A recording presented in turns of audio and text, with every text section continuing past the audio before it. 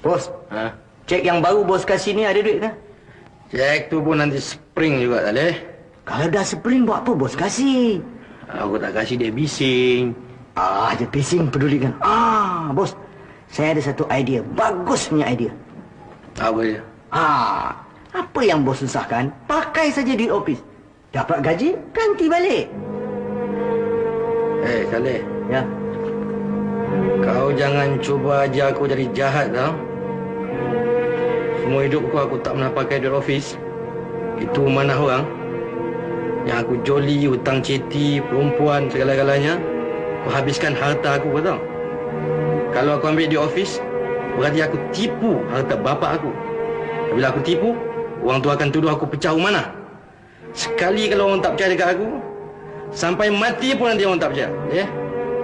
Ini amalan penghabisan. Kalau kau cuba nak keluarkan lagi idea nak menjahanamkan aku, kau dengan aku putus sahabat. Dan lagi, aku akan berhentikan kau kerja. Faham? Faham. Sorry lah bos. Saya minta maaf. Lain kali tak cakap lagi. Maaf diterima. Lain kali jangan buat, ya? Tak ada. Jom keluar!